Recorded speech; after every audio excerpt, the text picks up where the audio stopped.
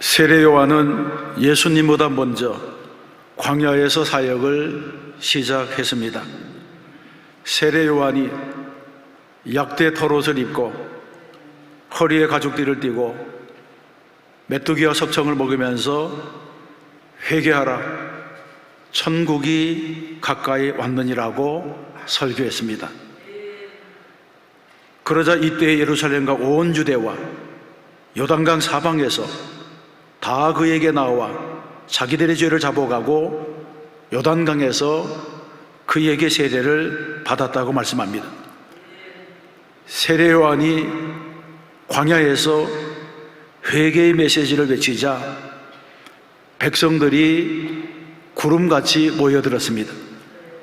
심지어는 많은 바리새인들과 사두개인들도 요한에게 나왔다고 했습니다.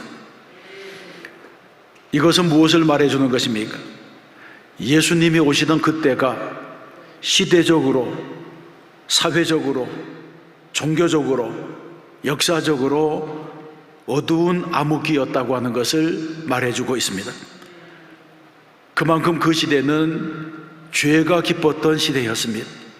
사람들이 영적으로 갈급한 시기였습니다. 그래서 세례 요한이 심판의 메시지를 선포하자 모든 사람들이 귀를 기울였고, 심지어는 종교 지도자들까지 요한에게 와서 회개의 세례를 받았습니다.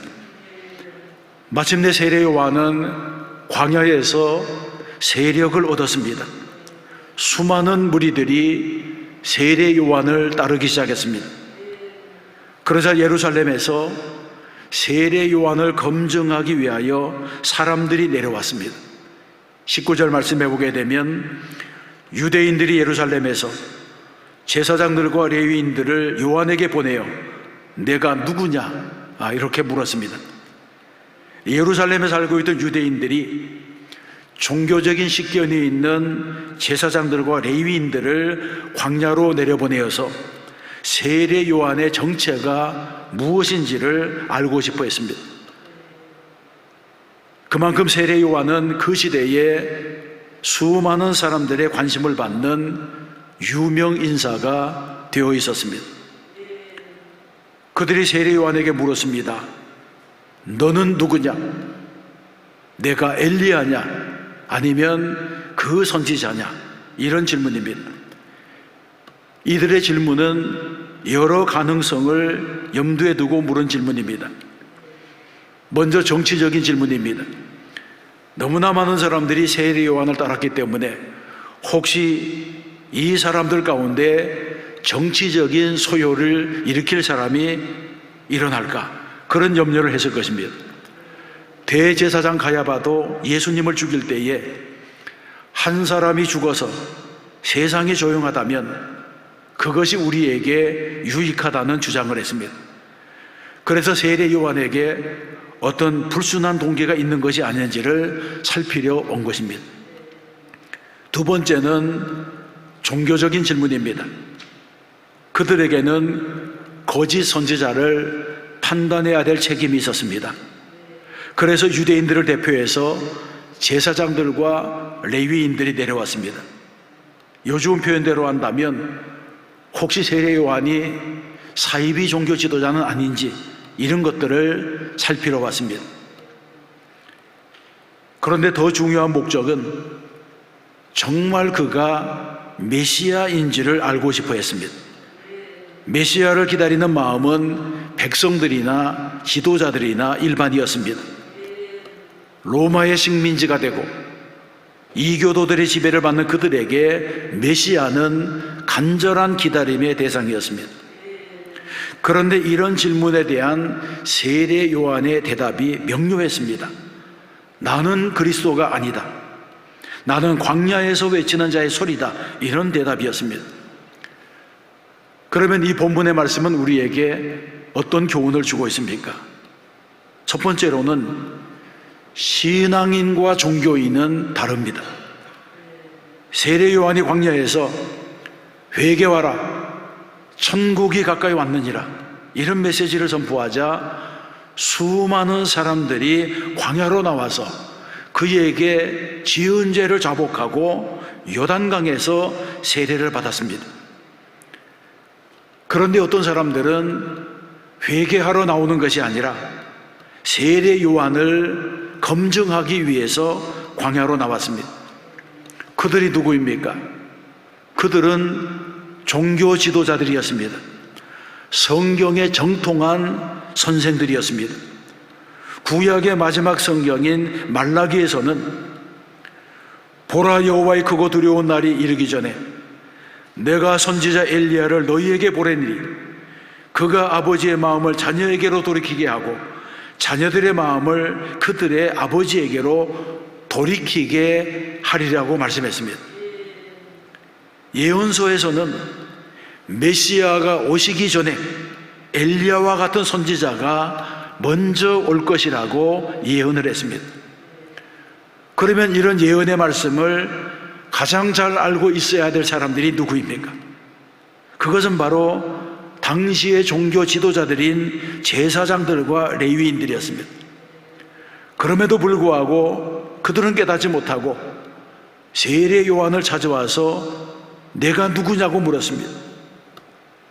왜 이렇게 물은 것입니까? 그 이유는 예언의 말씀을 믿지 않았기 때문입니다. 이것은 그들이 가지고 있는 영적인 무지를 드러내는 모습입니다. 성경에서는 끊임없이 메시아가 오실 것이라고 예언을 했고 유대인들은 한결같이 메시아를 기다렸습니다. 특별히 제사장들과 율법학자들, 서기관과 바리새인들은 날마다 성경을 연구하고 날마다 성경을 가르치고 예언의 성취를 판단하는 일들을 했습니다. 그런데 주님 앞에 보내어진 세례 요한과 메시아이신 예수님이 오셨음에도 그들은 알아보지 못했습니다. 빛이 왔음에도 불구하고 눈먼 맹인처럼 빛을 깨닫지 못했습니다. 이것이 바로 그들이 가지고 있었던 문제였습니다. 그러면서도 이들은 스스로를 가리켜서 맹인의 길을 인도하는 자요, 어두움에 있는 자의 빛이요, 율법에 있는 지식과 진리의 모범을 가진 자로 돼 어리석은 자의 교사요, 어린아이의 선생이라고 스스로를 자랑했습니다. 그러나 성경에서는 이렇게 자랑하는 이들을 가리켜서 눈먼 안내자라고 책망을 했고 알면서도 행하지 아니하는 위선자라고 책망했습니다. 그들의 태도는 믿음을 형식화하고 종교를 지식화한 사람의 전형적인 문제라고 하는 것입니다. 교회 안에도 이런 사람들이 있습니다. 아는 것과 믿는 것이 다른 사람입니다. 마음은 교회에 있지만 생활은 세상에 매여 있습니다. 이론적으로는 유실론자이지만 실천적으로는 무신론자와 같이 사는 자들입니다. 오랫동안 예수를 믿었기 때문에 설교도 많이 듣고 배운 지식은 늘었지만 실천하는 믿음이 없습니다. 배운 지식이 머리에만 있고 가슴까지 내려오지 않았습니다. 이런 종교인은 말씀에 순종하지 못합니다. 훈련을 많이 받아도 그것은 지식적인 만족에 그치는 것입니다. 그래서 야고보서에서는 말씀하기를 너희는 말씀을 행하는 자가 되고 듣기만 하여 자신을 속이는 자가 되지 말라고 했습니다. 그러므로 우리는 행함이 있는 믿음, 순종하는 믿음을 가져야 할 줄로 믿습니다. 그래야지 우리는 참된 신앙인이 될 수 있습니다. 외식하는 종교인과 순종하는 신앙인은 그 근본이 다르다고 하는 것을 알아야 합니다. 성경에서는 신앙에도 귀신 신앙이 있다고 말합니다. 야고보서 2장 19절에 보게 되면 내가 하나님은 한 분이신 줄 믿느냐 잘하는도다 귀신들도 믿고 떠느니라고 했습니다. 이것은 무슨 말씀입니까? 귀신도 하나님께서 살아계심을 알고 하나님이 참된 신인 줄 믿고 떤다고 하는 것입니다. 그렇다고 해서 귀신이 구원을 받습니까? 못 받습니다. 귀신은 하나님을 알고서도 계속해서 귀신 짓을 하기 때문에 구원받지 못합니다. 만일 우리의 믿음이 아는 것에서만 그친다고 한다면 그것은 귀신이 가지고 있는 지식적인 믿음과도 같은 것입니다. 우리는 설교를 하나님의 음성으로 듣고 성경을 하나님의 말씀으로 받는 성도가 되어야 할 줄로 믿습니다. 그래야지 우리는 순종하는 믿음을 가질 수가 있는 것입니다. 그러므로 진정한 믿음의 목표는 순종입니다. 성경에 보게 되면 하나님의 말씀이 선포될 때에 다양한 반응들이 일어납니다. 베드로와 스데반이 설교했을 때에 청중들은 똑같이 양심의 찔림을 받았다고 했습니다. 그런데 베드로의 청중들은 형제들아 우리가 어찌할꼬 하며 회개한 반면에 스데반의 청중들은 이를 갈며 돌을 들었다고 했습니다. 말씀의 씨앗은 같았지만 밭이 달랐기 때문에 다르게 반응했습니다. 그러므로 말씀보다 중요한 것은 듣는 사람의 마음입니다. 회개할 만큼 겸손한 마음을 가지지 않으면 영적으로는 더 강팍해질 수가 있습니다. 세례 요한과 예수님이 선포한 메시지는 회개하라, 천국이 가까웠다고 하는 복음이었습니다. 그런데 백성들은 이 설교를 아멘으로 받았지만 종교 지도자들은 이 설교에 적대감을 가졌습니다. 왜 그런 것입니까? 그것은 선포되는 하나님의 말씀을 하나님의 관점이 아니라 이익의 관점에서 선택적으로 들었기 때문입니다. 자신에게 손해가 될 만한 말씀에는 귀를 닫았기 때문입니다. 실제로 많은 사람들이 설교를 하나님의 말씀으로 받지 아니하고 지식적인 측면에서 정보로 받기도 합니다. 설교를 강연처럼 생각해서 듣기 좋은 소리만 들으려고 합니다. 심판의 메시지가 선포되어도 그 말씀이 자기와는 상관이 없는 것처럼 듣습니다. 그러다가 꼭 집어서 외식하는 자들아, 독사의 자식들아, 회칠한 무덤이여, 이렇게 자신에게 범위를 좁혀오면 그것을 듣고 분노하게 됩니다. 바리새인들의 자랑이 무엇입니까? 누가복음 18장에 보게 되면 하나님이여, 나는 다른 사람들 곧 토색 불이 간음을 하는 자들과 같지 아니하고 이 세리와도 같지 아니함을 감사하나이다. 나는 일에 2번씩 금식하고 또 소득의 11조를 드리나이다. 이런 자랑을 늘어놓는 것이었습니다. 그러나 이렇게 자랑하는 사람들도 설교가 자신에게 숨겨진 불신앙, 숨겨진 불순종의 죄를 드러내면 그것을 듣고 분노합니다. 무슨 말씀입니까? 스스로 의롭다고 생각하는 사람, 스스로 잘 믿는다고 생각하는 사람, 똑똑한 사람일수록 영적인 교만에 빠지면 하나님과 원수가 될 수 있다고 하는 것입니다. 그렇습니다.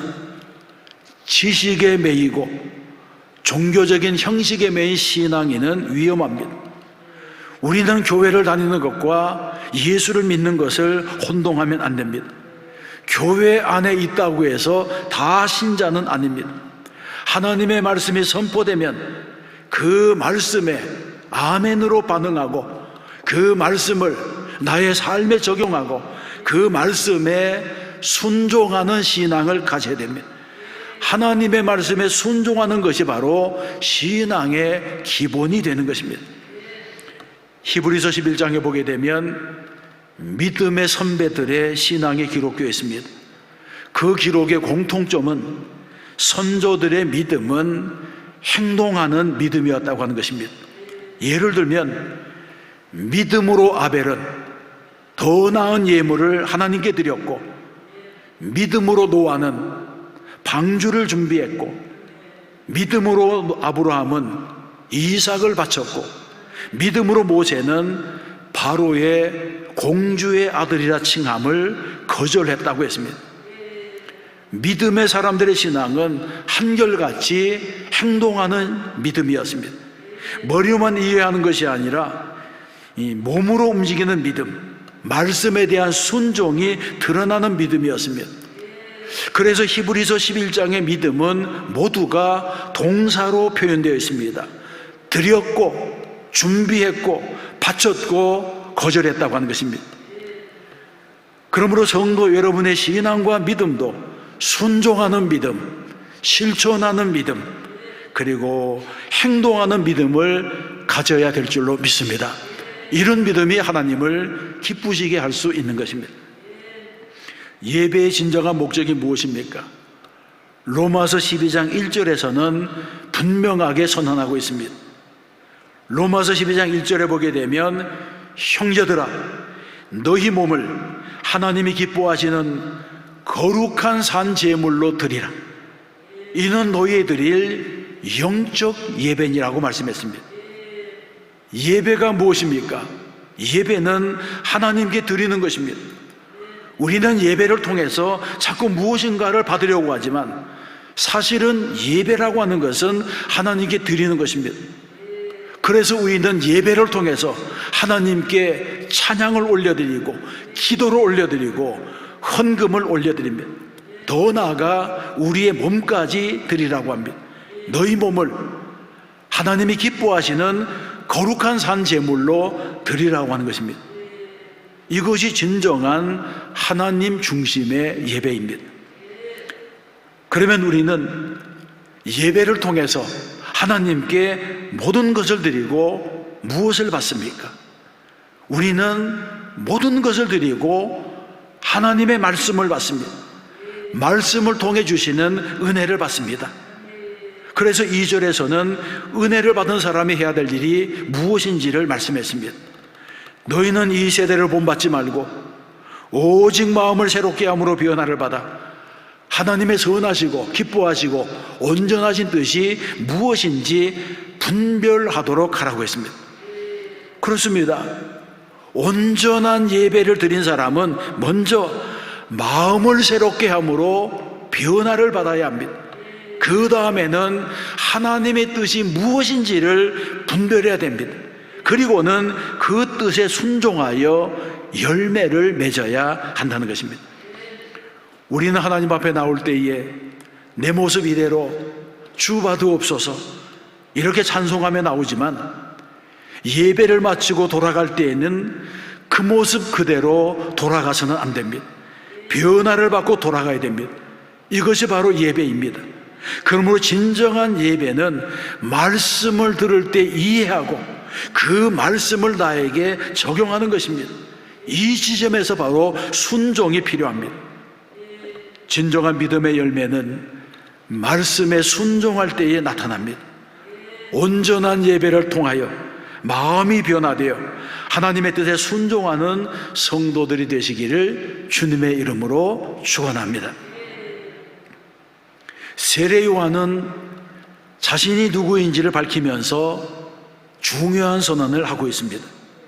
나는 광야에서 외치는 자의 소리라고 하는 선언입니다. 성경에서는 세례 요한이 제사장 스가랴의 아들이고 그 어머니는 엘리사벳이라고 했습니다. 그런데 그가 광야에서 회개의 세례를 베풀자 수많은 사람들이 모여듣고 그 많은 사람들 중에는 세례 요한이 메시아인 줄 알고 따르는 사람들도 있었습니다. 그러자 예루살렘에 있는 사람들이 이 요한이 누구인지 궁금했습니다. 그래서 사람들을 보내서 내가 그리스도냐, 엘리야냐, 선지자냐 이렇게 물었습니다. 이에 대한 요한의 일관된 대답은 나는 그리스도가 아니다, 엘리야도 아니다, 나는 선지자도 아니다 했습니다. 그러면 너는 누구냐? 이렇게 묻는 질문에 세례 요한은 나는 선지자 이사야의 말과 같이 주의 길을 곱게 하라고 광야에서 외치는 자의 소리라고 했습니다. 광야에서 외치는 자의 소리라고 하는 것입니다. 많은 신학자들은 세례 요한의 이 대답을 진정한 겸손의 모범이라고 했습니다. 요한복음에서는 예수님을 말씀이라고 불렀습니다. 말씀이 육신이 되어 우리 가운데 오셨다고 하는 표현입니다. 이 말씀을 기억한다면 세례 요한의 겸손이라고 하는 것은 특별한 것입니다. 세례 요한은 자신을 말씀이라고 하지 아니하고 단순히 소리라고 했습니다. 나는 말씀을 증거하는 소리에 불과하다는 것입니다. 나는 메시아가 아니라 나는 예수가 메시아임을 증거하라고 보냄을 받은 자라고 하는 것입니다. 세례 요한은 자꾸 사람들이 자신을 주목할 때에 나는 그리스도가 아니다, 나는 말씀이 아니라 소리다, 나를 보지 말고 하나님의 어린 양을 보라고 하면서 모든 관심의 초점을 예수님께 돌렸습니다. 세례 요한은 위대한 사람이었습니다. 예수님께서도 여자가 낳은 자 중에 세례 요한보다 큰 이가 일어남이 없도다, 이렇게 말씀하시면서 세례 요한을 높이셨습니다. 그럼에도 불구하고 세례 요한은 모든 환호와 갈채를 거절하면서 나는 다만 광야에서 외치는 자의 소리일 뿐이라고 했습니다. 나는 주인공이 아니라 나는 예수님의 신발끈을 풀 자격조차 없다고 자신을 낮추었습니다. 그는 오직 예수님만이 주목을 받고 존귀함을 받아야 된다고 선포했습니다. 2000년 교회사를 돌아보게 되면 위대한 사역자들은 한결같이 세례 요한같이 겸손한 정신을 가진 사람이었습니다. 겸손한 사역자들은 그리스도를 높이기 위해서라면 언제든지 낮아질 준비가 되었습니다. 그리스도가 온전히 드러날 수만 있다면 자신이 감추어지는 것을 감수하는 사람들이었습니다. 이들은 예수님께서 친히 말씀하신 무릇 자기를 높이는 자는 낮아지고 자기를 낮추는 자는 높아지려고 하신 이 말씀의 비밀을 안 사람들입니다. 세례 요한의 겸손함에는 중요한 교훈이 있습니다. 어떤 교회가 은혜로운 교회입니까? 예수님의 이름을 높이는 교회가 은혜로운 교회가 됩니다. 다시 말해서 예수님이 중심이 되고 말씀이 중심이 되는 교회가 은혜로운 교회고, 예수님만을 높이는 교회가 복을 받고 능력이 나타나는 교회가 됩니다. 예수님의 이름에 권세가 있습니다. 그러므로 교회든지 누구든지 모든 사역에서 예수님의 이름을 드러내야 됩니다.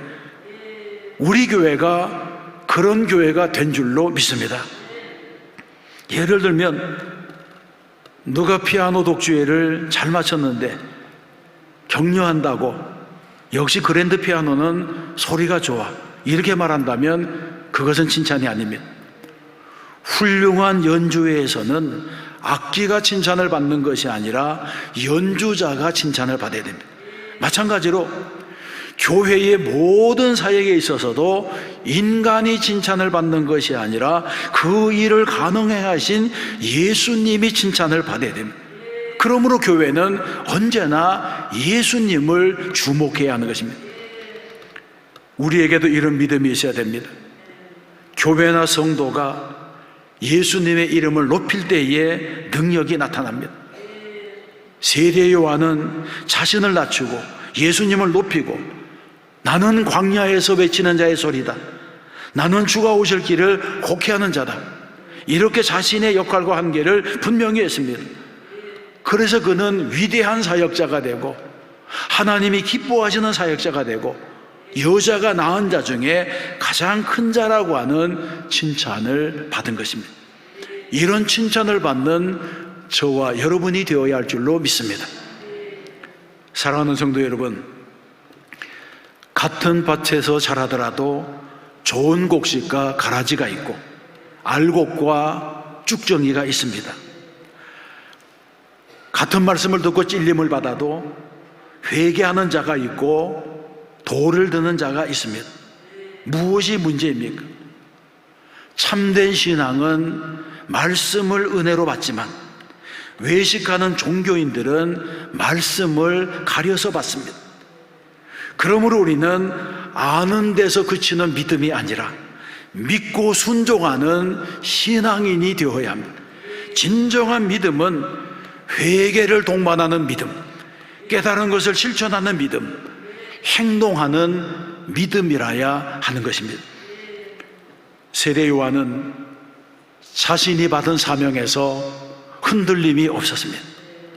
사람들이 환호와 갈채를 보낼 때에도 나는 빛이 아니다, 나는 빛에 대하여 증언하러 온 자이다, 이렇게 말했습니다.